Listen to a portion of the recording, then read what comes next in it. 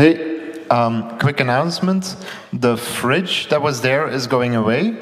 So if you had any food stored, either pick it up, and if it's still there, anyone can take it. And if it's not gone by like 5:30 tonight, we will have to trash it. So if you want some free sausages, they're next to the coffee machine in the other building.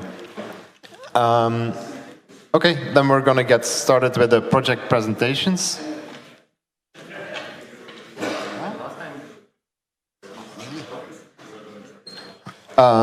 So currently we only have an HDMI connection. So we'd appreciate it if people with an HDMI port can go first, and then the MacBooks can come later. And our only ask is don't take too long. Let's go. 5 minutes, right? Yeah. Oh, we're not going to time it. Okay.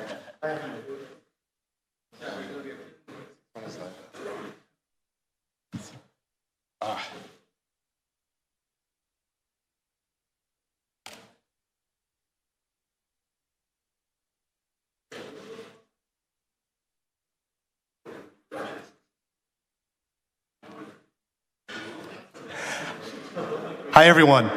I showed up here a couple of days ago with this sorry excuse for a terrible website, which had absolutely no information in it whatsoever.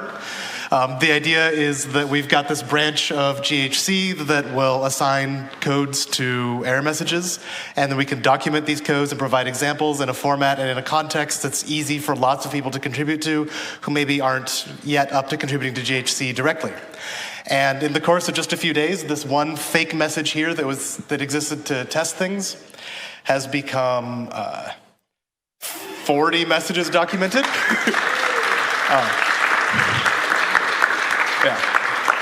I was optimistic. I thought that I was being optimistic when I thought maybe 3 or 4 people would help, but I didn't count, but I think maybe 15 or 20 people have contributed over the weekend. If I go to the list of pull requests, it's 4 pages long. I can't even see them all at once.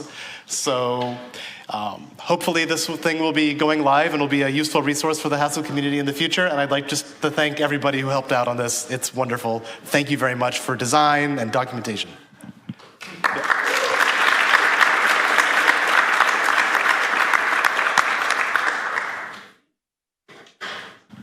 One more quick announcement. If you took one of these for during the hackathon, like the power converters, please drop them back at the reception.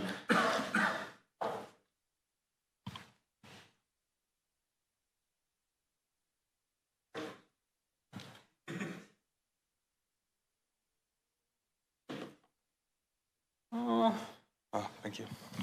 Hello. There we go.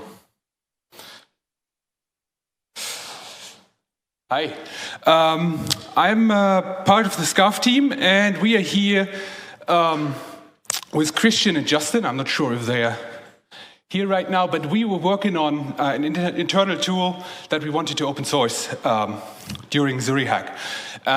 It's called TIE, and we want to generate Haskell server stubs from open API specs. The goal is serve fully specified typed APIs with all the error codes, with all the error cases handled and specified out very nicely. Usually Haskell is love servant. It's great, but it usually only covers the happy path, right? For everything that's not defined in your API type, you have to resort to the throw error, servant error, which is basically just a byte string. So you're not really modeling the error cases. And sometimes even the type errors are a bit scary. Also, another requirement of ours is we wanted to use standard tooling to, lint the specifications to make sure certain invariants hold, as well as, detect break-in changes during CI, such that, customers can rely on, the API contract defined by the spec superheader. Another requirement, of course, we don't want to type out everything by hand, which is serialization and the types themselves. Especially since we had the experience where interface types would, very quickly go and be used in the domain logic, which would lead to a very tight coupling of domain logic and interfaces, which would make it very hard to evolve the API or the domain logic for that matter. For those of you who don't know OpenAPI, it's basically a format based on YAML that allows you to specify REST APIs in, with all the bells and whistles that you would expect from such a specification. And I guess, that's Thai.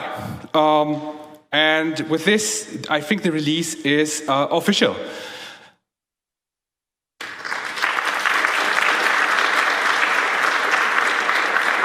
If you have an OpenAPI spec that you want to generate server stubs for, feel free to try it out. There are, a lot of things to iron out, but we're using it in production quite successfully.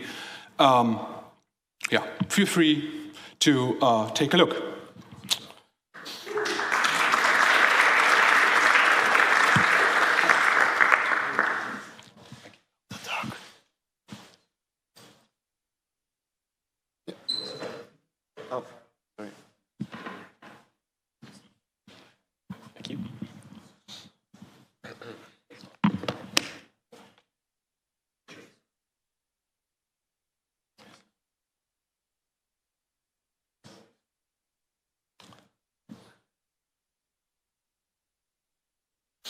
Oh no. XR and R.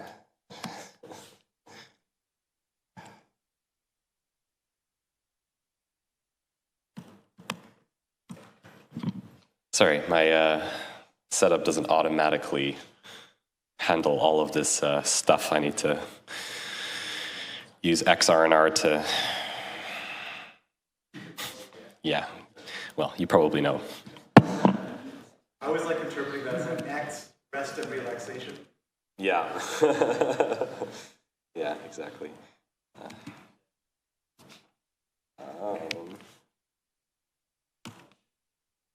Great.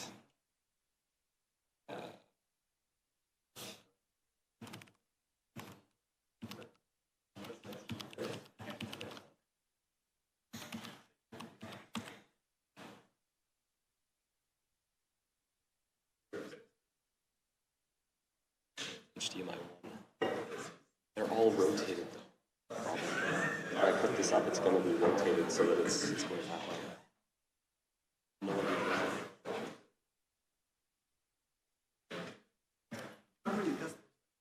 You have the same as me. I just posted an XR&R in general that correctly connects me.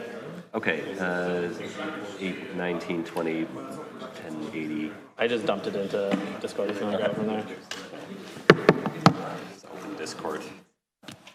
Looks like we got the same laptop. Yeah, I think so. Well, and as long as this is the same output device, that's all that should matter. Mm-hmm.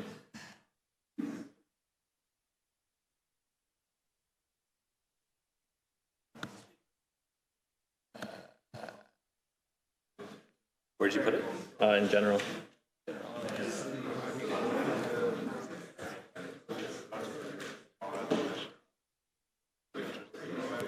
Sorry?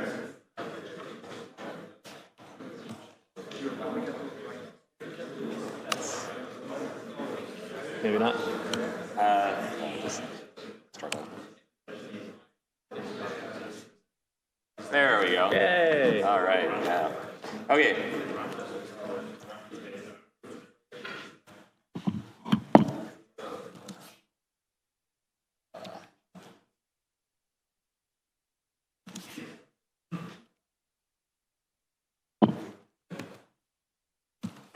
Okay, here we go. All right, I need to deduct some seconds for myself now, but I'm going to time myself. There I go. So, I came here with a FRP library that had no examples and no way to really build real-world apps. And, your first real-world app written with PureScript reactive effect, so...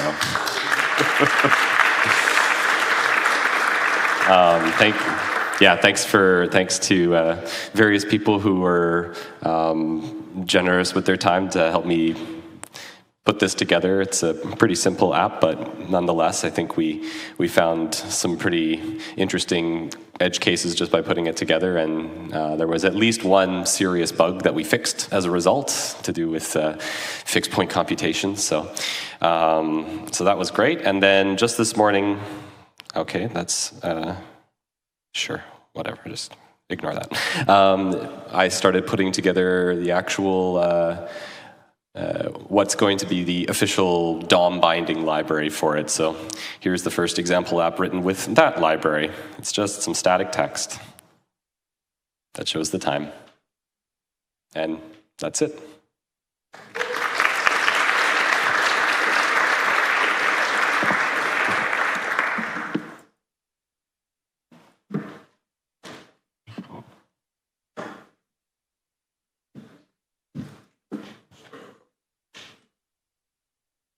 Thank you.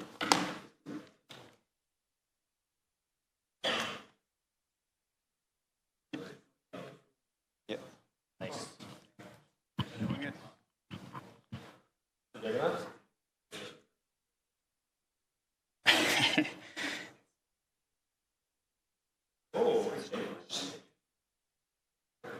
Okay, so we were working on making an infinite amount of chip designs by using denotational design. This is our implementation in Agda. What we can do now is addition and multiplication, but we can use binary, we can use thrifts, and we can basically use any kind of data structure inside of it. So, yeah, let's go to the unit test we wrote. Because, we're not sure if it works for multiplication yet. Therefore, we just made a truth table or all the possible values and put it into a type level unit test. And you can see everything is at type level, the equivalence, and then, the implementation just becomes REVEL. So this shows how our beautiful circuit works as type level, yeah. We wanted to prove it for multiplication, and then the proof just for addition, that our addition circuit worked, took most of today, and it's sort of terrifying. We'll take a quick look at it here. And so, yeah, just trying to prove that if you combine two adders together, both of which work individually, then that they work together. So the way to think about this kind of proof is it's like a quick check property, but you're not reliant on a probabilistic generator to make sure it's correct. This is correct always, assuming Agda is, not buggy. Yeah, and so then, so the way you work is you build out some primitives, such as we can do it over bits, right? And so you have to write an adder for bits, just like 1 and 1, and a little multiplier, and then we can compose those to arbitrary sizes. And so also we tried it with trits here, and yeah, and so when you compose the bools with bools with bools with bools, you get this table, which is just sort of every multiplication possible.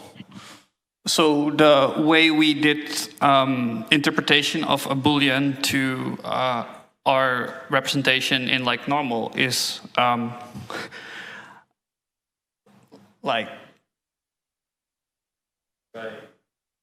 yeah, so you have to provide an interpretation function to a natural number, which is finite. That's what the fin thing does. We indicate that the number in there is a finite number, because if you're using hardware, you don't have an infinite number of, data lanes. So,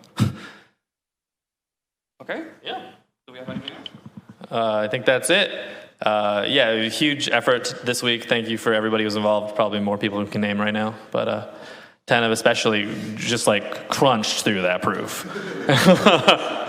We used a lot of hole solving. That was just enough. So great, thank you.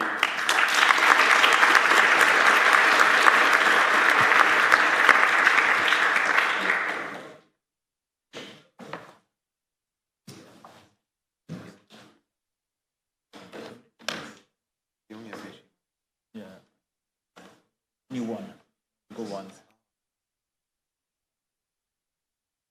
Thank you.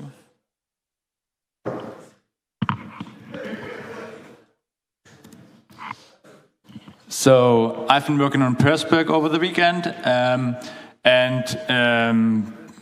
originally it used ImageMagick for all the image transformation because there was no good way to do it in Haskell.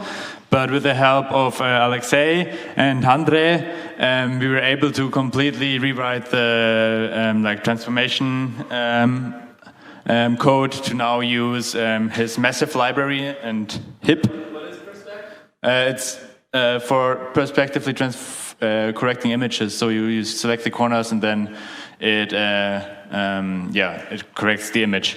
And I can also show demo. So now we use there's a fast fixed flag which uses the massive library and the HIP Haskell image processing library by Alexei.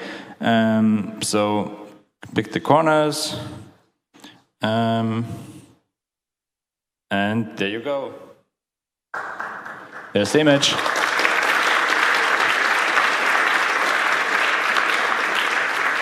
And my first very scientific judgment is that it's even a little bit faster than ImageMagick, so that's also really cool.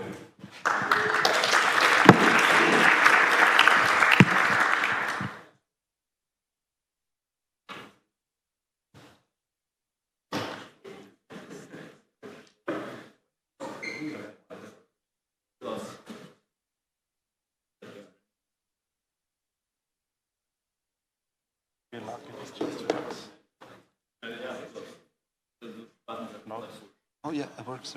Nice. So I set out to make data constructors disappear at runtime. So this is a very short example. We want to define an unlifted tree because it eliminates the option of chunks being in there. So we do that, and then to expose a type to the user, we want it to be a lifted type because that's just more convenient to work with, and we can make instances for all the common classes in base and whatnot. So we do that here. And the problem with that is if you define a wrapper like this, it's a data type, it gets allocated at runtime. We don't want this. So I will just show really scary C++, which is a low-level GHC representation. And all the red parts disappear on the left, which is what I changed over the weekend. So the allocation of the wrapper is completely gone, which means if you, for example, pass the lifted wrapper to the library, it does a map over an empty tree, you don't get any allocation, which wasn't possible before that. Yeah, that's pretty much it.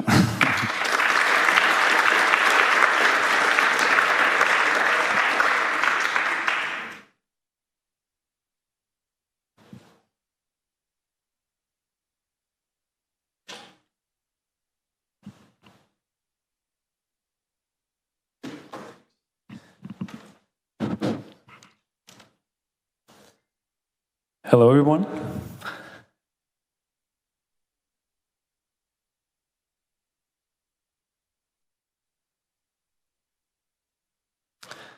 All right, so Hannes and I and Jana, we hooked up to HLS, to Haskell language server, so we can handle Cabal files.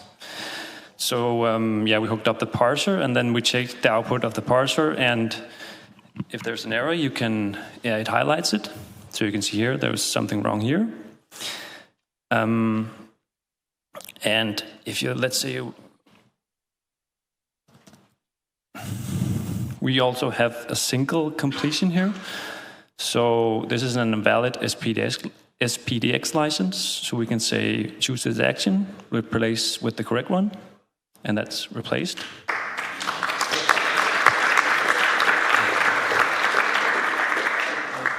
And if you add an invalid field, it says, yeah, this is a warning, this is invalid. Yeah.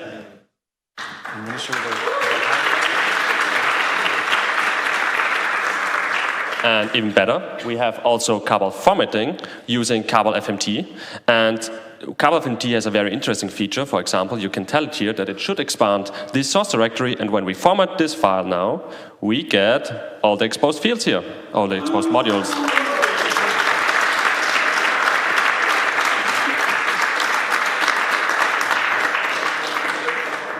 Furthermore, I would like to thank everyone who participated in HLS did some HLS contribution. There were many people that wanted to contribute plugins, fix bugs, improve documentation, and it was a really nice experience. Thank you, everyone.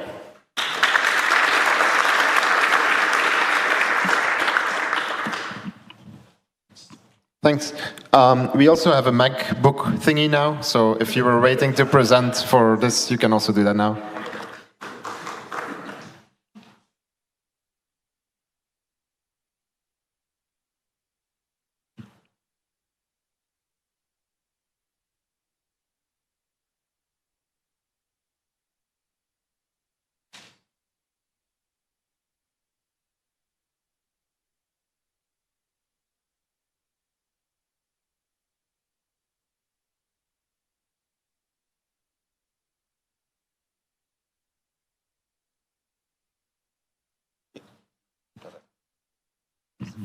Yeah.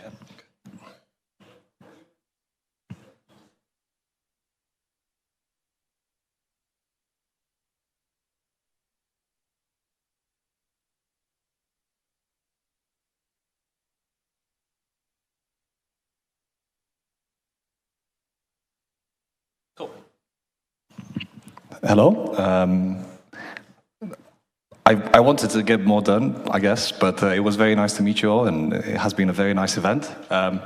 So I've been working on this language called Space, which is basically a stack-based language. It's very simple. I'll just show you a little bit of...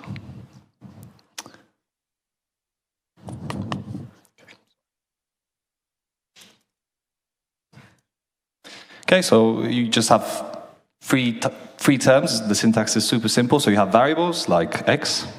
You have a push term, which, for example, this would push x to a stack. And then you have a bind, which would bind now the first term on the stack to a variable. So if in this case, as you can see, the at is x, it would be bound to y.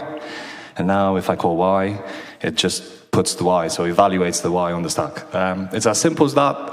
The cool thing about it is that essentially you can encode lambda calculus in it, and also it maintains confluence even with the addition of effects. And this was proven by a professor that I worked with for my dissertation for this language, but this is a bit more of a, I guess, like a offshoot from that, and a bit inspired by Forth, I guess. I could just go on maybe showing more, but probably that's boring. So I've published it, as in just put it on GitHub if anybody wants to see it. It's pretty much work in progress.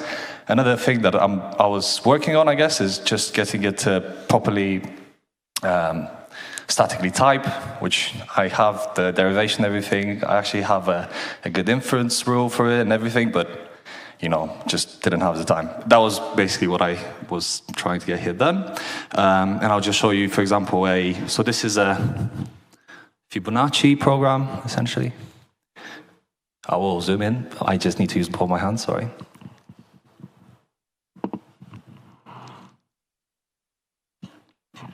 Cool, so you have normal line comments like in Haskell, so that's basically me trying to explain what the term does. But as you can see, I'm pushing 1, binding it to x, and so on. And this program will be run by this next thing. Okay, so I'm loading the file into the interpreter. Now it's waiting for me to put an input. Say I put, don't know, give me a number. 5, 23. 42. Okay, so it basically now has outputted, so it prints, as it was running through the term, you can check the term. It has printed every Fibonacci term up to the 24th, and that's it. And then at the end, you can see the stack and the binds and the dictionary of each term. And yeah, that's it. Thank you.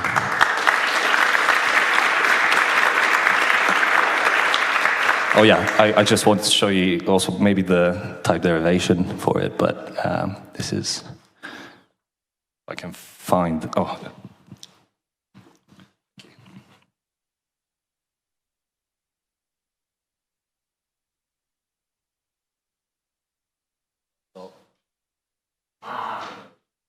There you go, statically typed.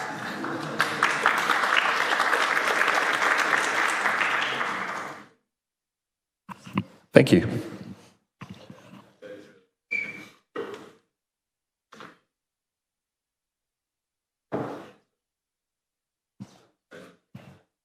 Anyone else?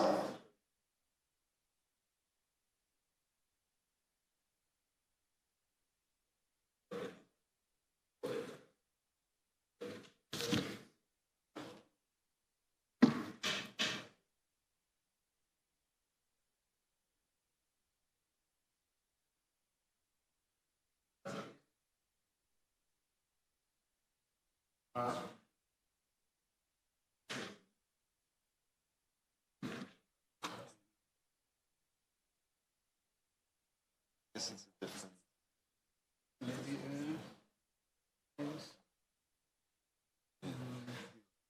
Yeah, it's okay.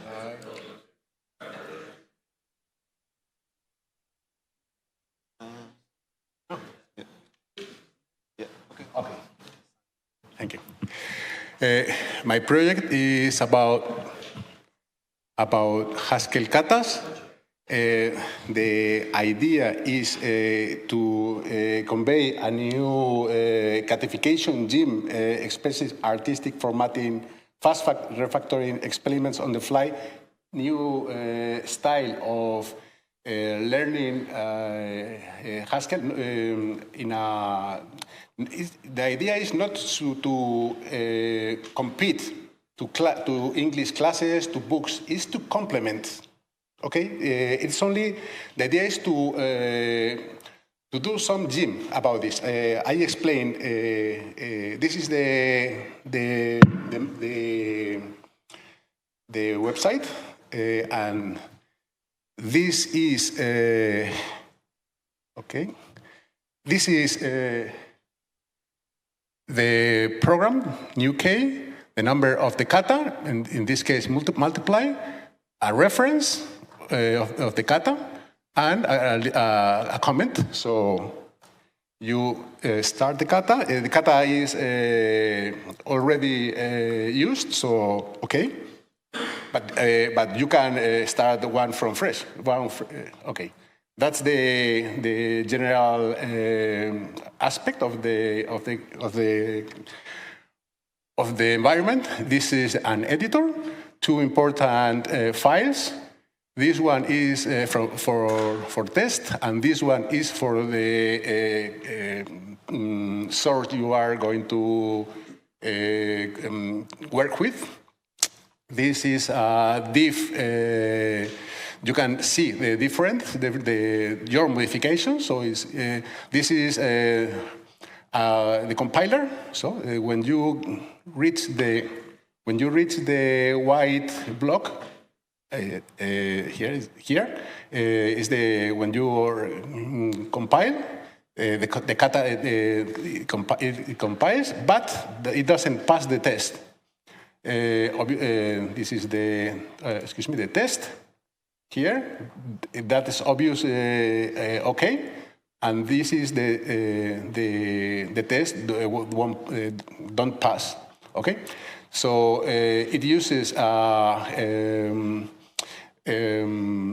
TDD approximation. So it's important because you use test, and it's very related to scientific method.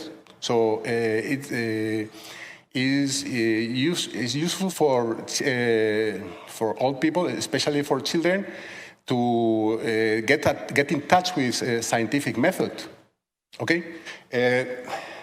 Well, this is you have Git inside, and your goal is to catificate code. Okay. So you go to open the reference. In this case, this is the reference. Well, the solutions, okay? And you have to catificate all of these solutions. Wait a minute. Okay. For example, let's see here. One of the solutions are this A, that's B, okay? I'm sorry. We save. Oh, excuse me. Oh, B, okay. Sorry.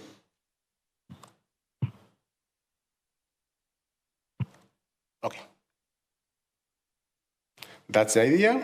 Okay. And then there are some instructions. When you start from the beginning, it took about 5 minutes to start to set up the kata and to get in this condition. And you have if you use the instructions, take a solution from CodeWorks. Maybe this is a solution. Update your local file. This is I've already updated, and cataficate code. It's important the concept of cataficate code because it's an artistic. This is the artistic expressive formatting. Please, I need a volunteer to give expressive artistic formatting for this code. Reduce. Excuse me? A to reduce, get rid of A and B. No. Think about something you can do with this small code without changing too much, as little as possible, to convey an artistic change that improves this. Your name A and B? Please, come and, yes, please. That's the idea. The idea is to translate your code into an artistic expression. Right. Good work. How do you save in this thing? Alt P. Very, very intuitive. Okay, no, but there are very small things you have to know. Okay, the idea is correct because this is their artistic approximation, okay? But there are a lot of artistic. Look at this.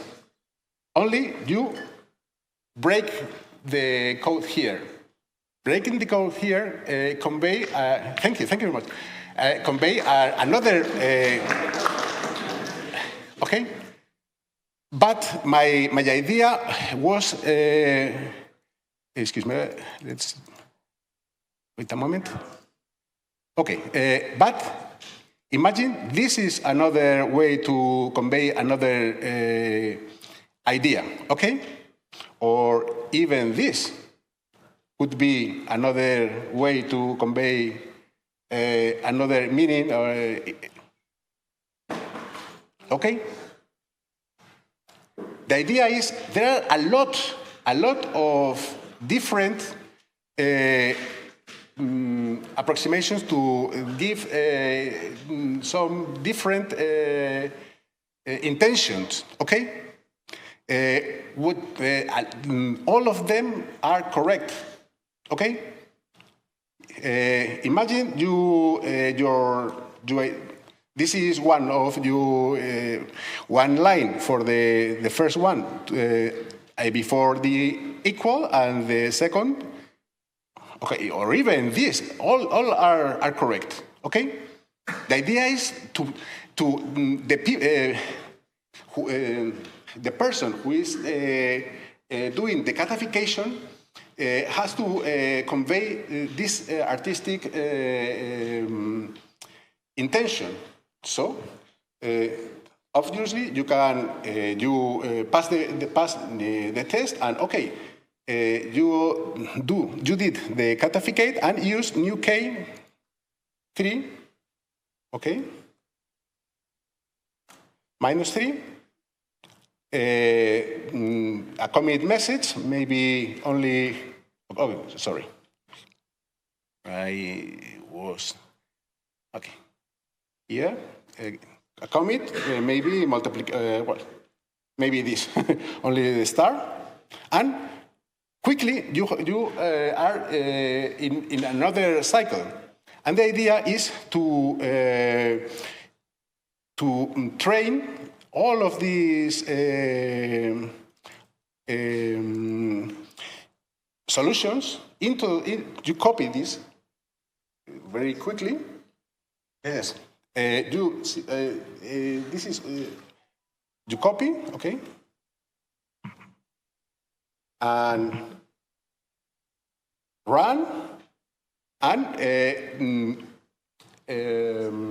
catificate again, and catificate again. And the idea is you are in touch with Haskell with no pain, using your observation all the time. You observe very quick, and do some artistic yes, you do something artistic or something interesting with your code. And I think this approximate Haskell and approximate the new ideas, because all of the code, because of the lean code,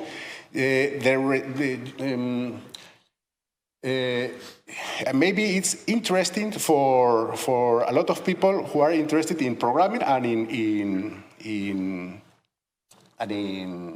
Haskell. And well, thank you very much, because I received a lot of feedback, very interesting feedback, and I think it will be very useful for improving this method. And this is a complete alternative to books, tutorials, exercise teachers, and I think it's a new way to approximate coding to a lot of people. Maybe would be interested in. Okay, thank you.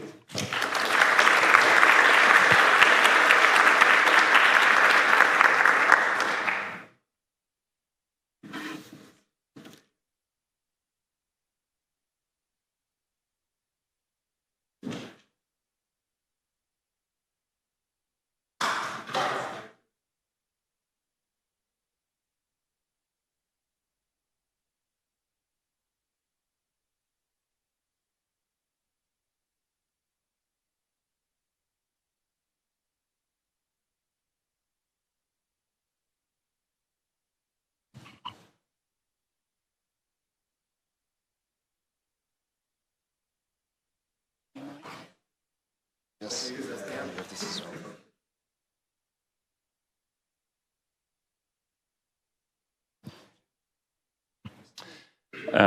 Okay, so what we are going to present is actually a feature request for Haskell Language Server, where people from Haskell Language Server just said to me that it would be a nice feature request.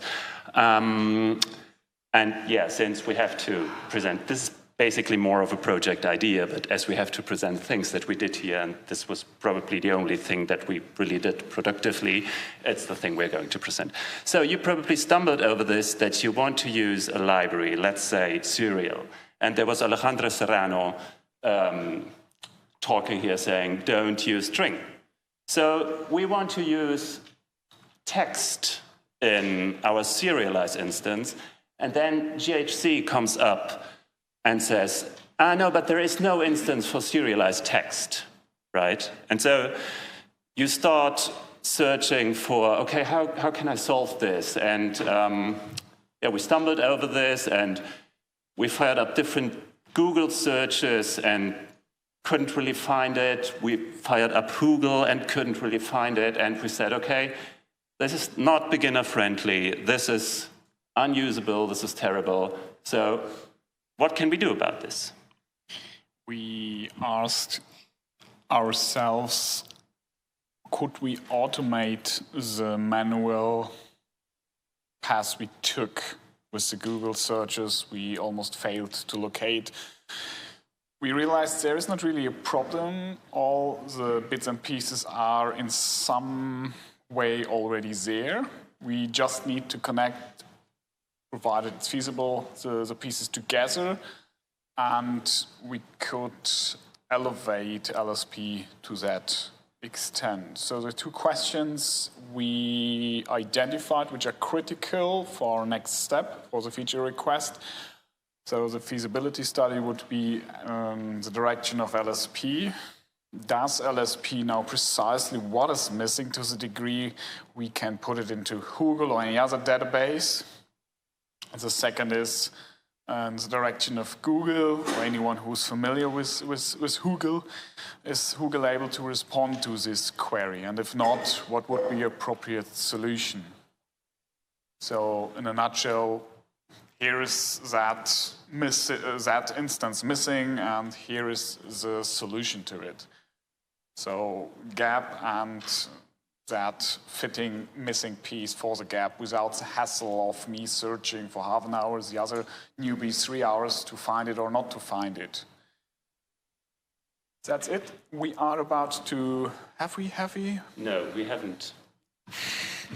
We have not yet opened the feature request because I couldn't fill in all the gaps so quickly.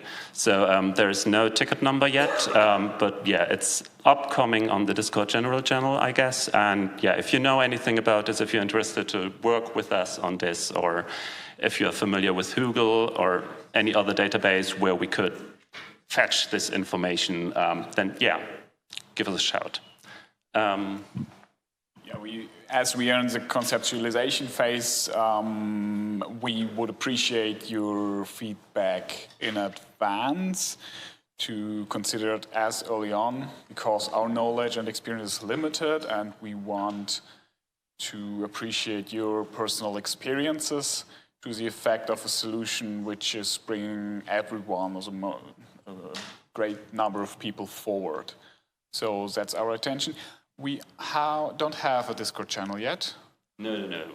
But it's almost over, so it's general. We're going to push. It's going to be on GitHub, I guess. Then. Yeah. That's it. Thanks.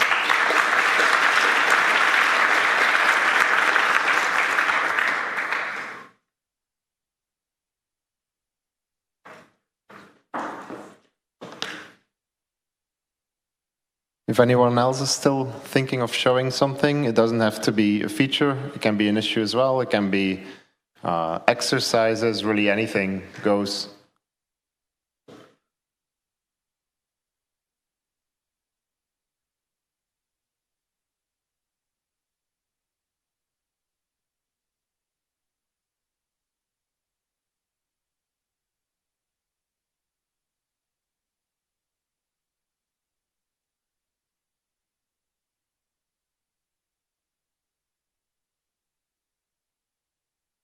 I can show something myself, but someone is fetching my laptop, so it will take a bit.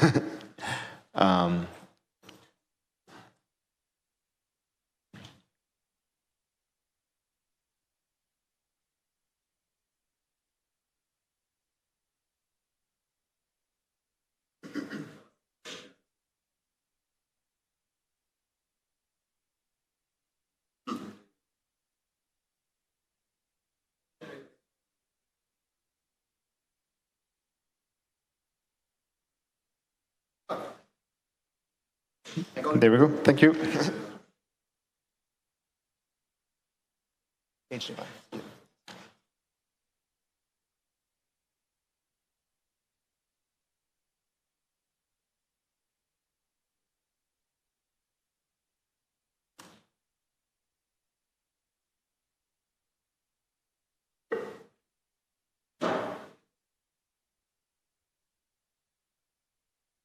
Oh, it's working.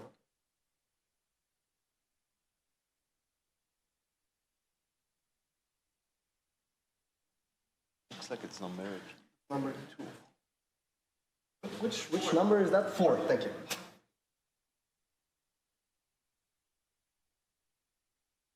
Okay. So, Romes and I, but this is not shared. No, I just have so. Hello. Romes, are you in the room? No? Hey, I'm going to showcase our app, because why not? he built a cool little wrapper around Reflex DOM. If anyone here knows Reflex DOM, they probably know that it's a major pain to write just about anything with it. So we came up with a library to have a really high level. Let me actually first show what the library, what the app does. To have a really high level building blocks. To have really high-level building blocks for layout-based like document app building. For example, when you have some input boxes and some input boxes and some labels in a horizontal stack, it shouldn't be a pain to use. And of course, because this is all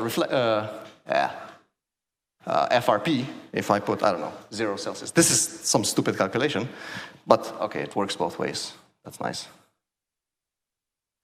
Okay. And so we have these input boxes which are talking to each other. We have fancy tabs with icons on the bottom, which make no sense, but it's super easy. Here's the kicker.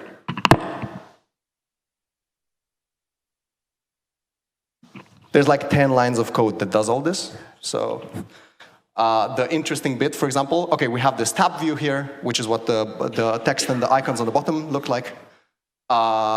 VStack, which literally creates this VStack doesn't even do anything. It's just there to show that we could have multiple H stacks in a VStack. So basically, an H stack is a horizontal layout which puts labels and input boxes into a horizontal view. In fact, let me just duplicate this one.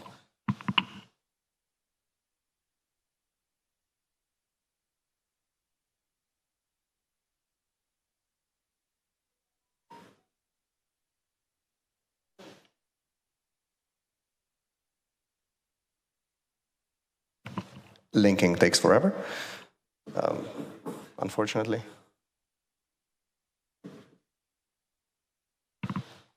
And lo and behold, we have 2 vertical boxes. And yeah, that's our library. Thank you for your attention.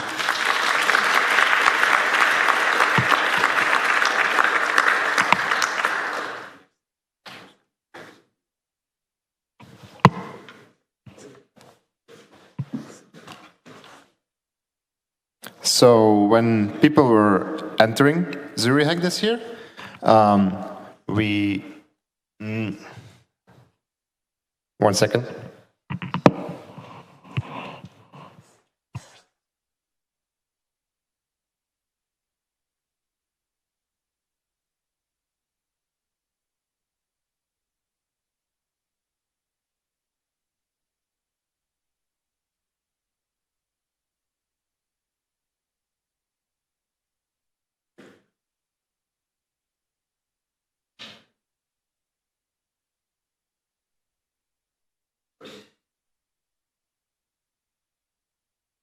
Okay, great. When people were scanning their badges this year, we noticed that a lot of people were using dark mode on their phone, which kind of like messed up the QR code.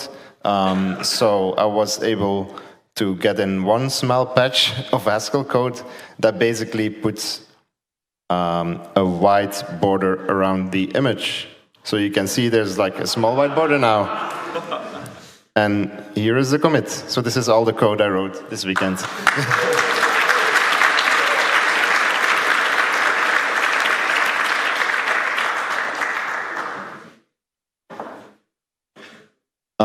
Do we have anyone else who wants to present? If not, I think we can say some closing words. Oh. Okay, one more.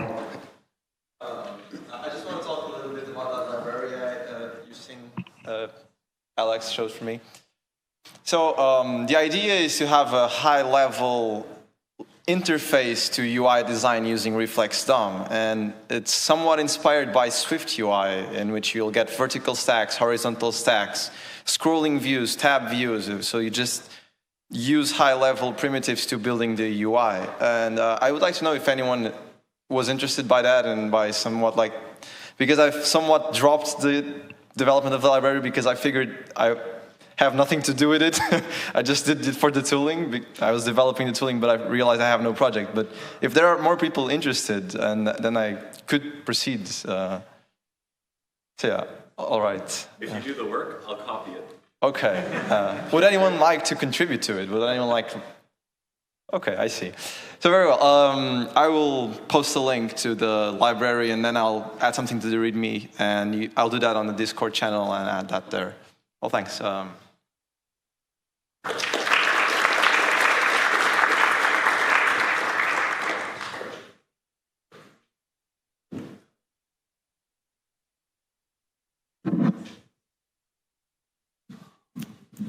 Was that the last one, you think? Yeah. I think so. Yuri? Ike? You want to come up?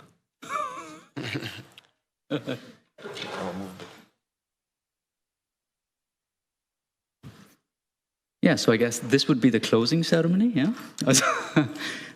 Anyone else, any of the organizers who are still here, please come up. Yeah, Lucas, Felix, everyone? Yeah.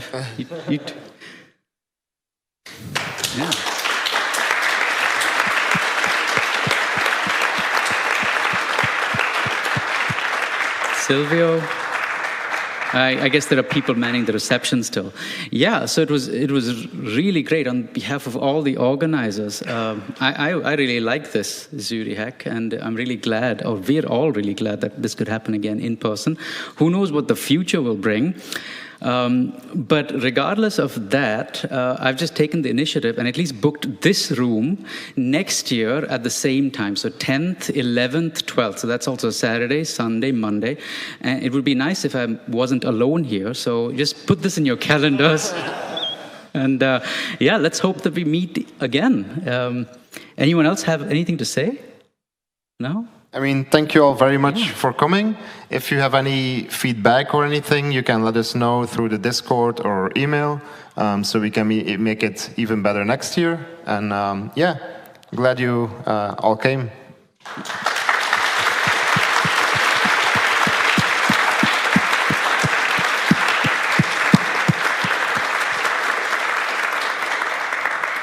Cool, thanks.